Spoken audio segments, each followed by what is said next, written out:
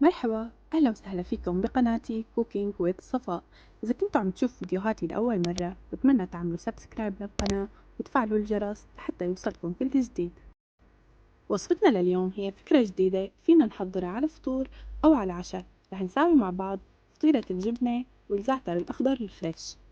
خليكم معي لنشوف كيف نحضرها. أول شي رح نحتاج لبيضة ونضيف عليها معلقة وسط سكر وبنخفقهم مع بعض.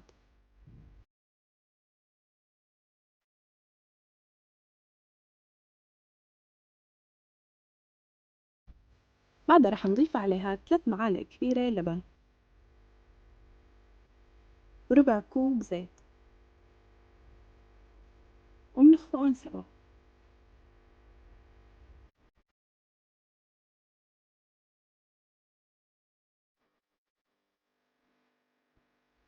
وهلأ بنضيف 3 أكواب ونص طحين، معلقة كبيرة زبدة، معلقة صغيرة ملح، معلقتين صغار بيكنج باودر. هلأ ممكن تختلف كمية الطحين حسب تماسك العجين، لهيك ممكن تتراوح كميته من 3 أكواب ل3 أكواب ونص حسب نوع الطحين. وبنعجنهم كلهم مع بعض.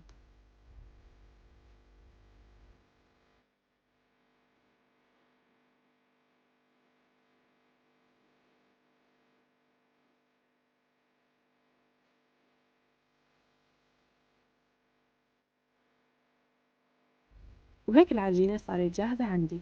بطيها بالستريتش وبتركها ترتاح لمدة نص ساعة. وهلأ منروح لنحضر الحشوة. أنا استخدمت جبنة شيلر بلدي، نقعتها بالمي لحتى خفف من ملحها وبعدها صفيتها. رح ضيف عليها الزعتر الأخضر الفريش.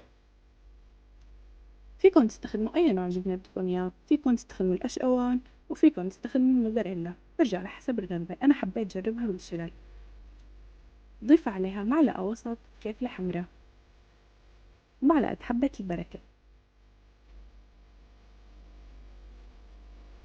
وبخلطهم كلهم مع بعض.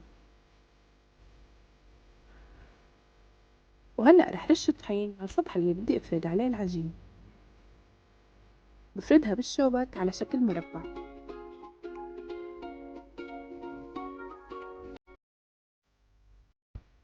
بوزع الحشوة وبترك مسافة إصبع من كل الأطراف وبلفها على شكل رول وبقطع على قطع متساوية. سكر القطعة من الطرفين وبشكل على شكل قرص مثل ما موضح بالفيديو. وهيك لحتى نخلص الكمية اللي عنا.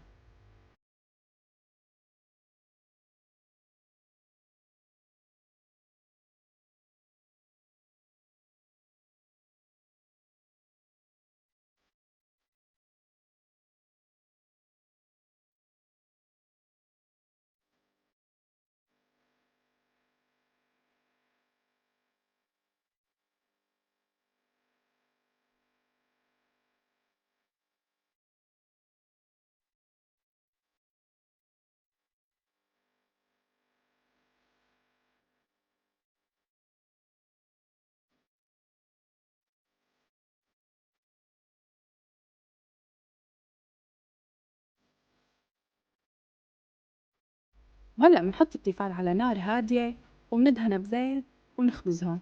نخبزهم على نار هادية لحتى نضمن إنه العجين استوى تمام.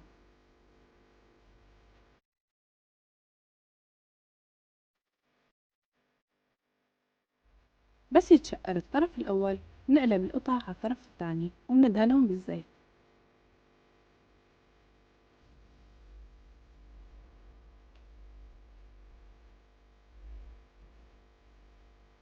وهذا هو الشقار المناسب للقطع.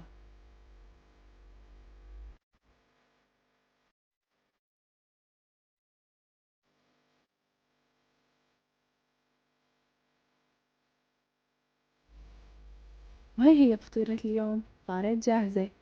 يلا نشوف النتيجة.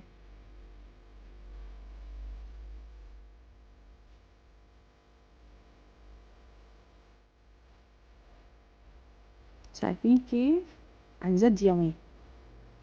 نكهتها كتير طيبة وخصوصي نكهة الزعتر الفريش، يعني عالم آخر عن جد.